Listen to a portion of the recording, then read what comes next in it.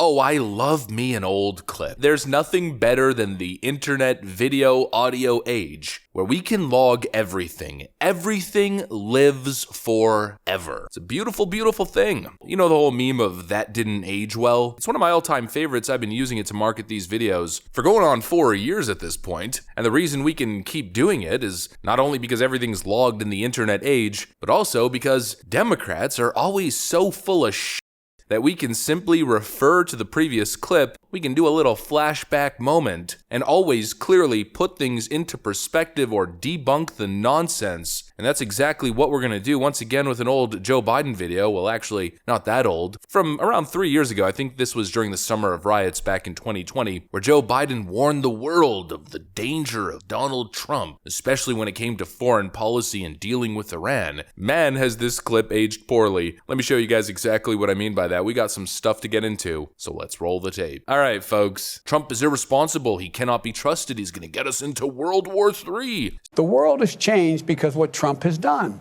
And the American people, including independents and some Republicans, know how bad he is, know how much he's misrepresented, know how he's getting close to getting us in a war. I said, as the walls close in on this man, I'm worried he's going to get us to war in Iran. Unfortunately, I may have been right. The fact of the matter is, there's a lot at stake in this election. Oh, no, wait. Trump was actually a Russian puppet. He was going to get us into war with Iran, China.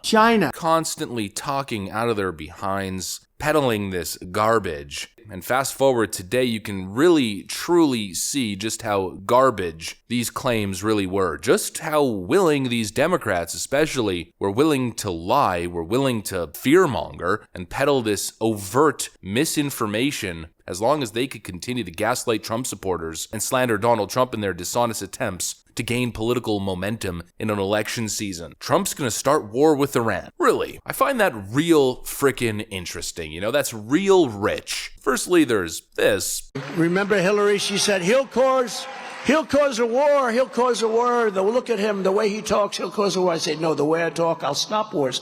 I'm the only president in 72 years that didn't start a war. The only one.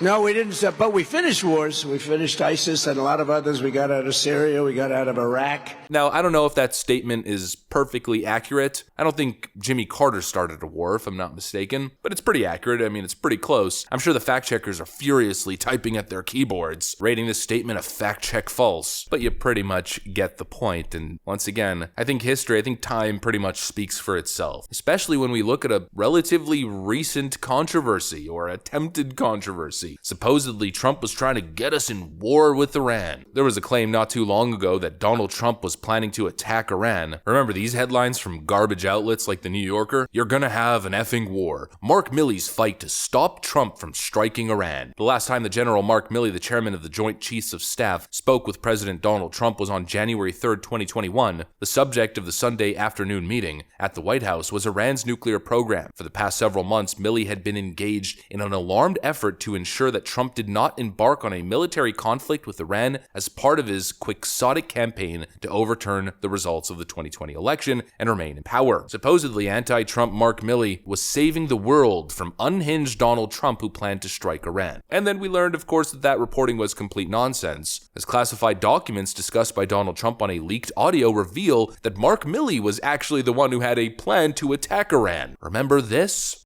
Well, with Milley, let me see that. I'll show you an example. He said that I wanted to attack Iran. Isn't it amazing? I have a big pile of papers. This thing just came out. Look. This was him. They presented me this. This is off the record, but they presented me this. This was him. This was the Defense Department and him. We looked at him. This was him. This wasn't done by me. This was him.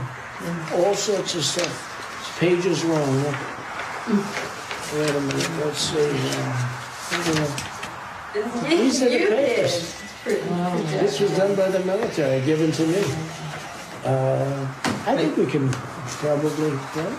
No, we'll have to see. Yeah, trying to Declassify figure out it. See, as president, I could have declassified it. Now I can't. But this is classified. You know, it's funny because that leaked audio tape was supposedly going to be the nail in the coffin for Donald Trump. He discussed classified documents. You mean his own presidential documents and records? It was the end for Trump. But now, honestly, this little leaked audio clip that was supposedly this big bombshell, this smoking gun to take down Trump, its only real use is to be played to vindicate Donald Trump as an anti-warmonger. Kind of interesting how it works out in a way, huh? Old Joe Biden clips resurface in flashback moments to show just how much of a conniving, lying monster he is, or it showcases his complete delusion and incompetence. Meanwhile, clips of Donald Trump that are supposed to end his career that resurface end up being used to totally vindicate him. Total vindication. The simple fact is, there was peace when Donald Trump was a leader because he projected strength, competence, and decisive leadership. He was telling people, go, play a game, do something, and then we'll see what's gonna happen. And people obviously didn't want to take that risk. They didn't want to gamble. Meanwhile, Joe and Kamala Harris, when questioned on Iran and the actual current growing threat of possible conflict with this rogue Islamic nation, this is what we see. What's the message to Iran? Don't. What is your message to Hezbollah and its backer, Iran? Don't. Well, there you go. That's the diplomatic strategy. That's their foreign policy strategy. Absolutely freaking idiotic. Don't. As Joe Biden released $6 billion to the Iranians, enabling an Iran-funded horrible terrorist atrocity. I mean, what an absolute joke. You know, I'm going to play this clip once again. We've played it, man, probably 20 times at this point. People should have listened to this guy's warning. I think he's been wrong on nearly every major foreign policy and national security issue over the past 4 decades. Would he be an effective commander-in-chief? I don't know. I think I stand by that statement. That Joe Biden has been on the wrong side of nearly every foreign policy decision throughout his entire career. Yet people allowed this guy to lecture them on why Trump was the bad guy, on why Trump had to go. Nobody paying attention to the fact that, I don't know, things were pretty peaceful with Donald Trump. He's gonna get us into war with nuclear-armed North Korea. That's what they said, right? Then he ended up stepping foot on North Korean soil and opening the first door to diplomatic relations with the nation ever. It's actually insane. The level of delusion is completely insane. I want Donald Trump to become president, not because I want World War III, but quite the opposite, because I don't want World War III. And right now, that seems to be the only option. You know, the meme of the day from, I don't know, probably 2 weeks ago.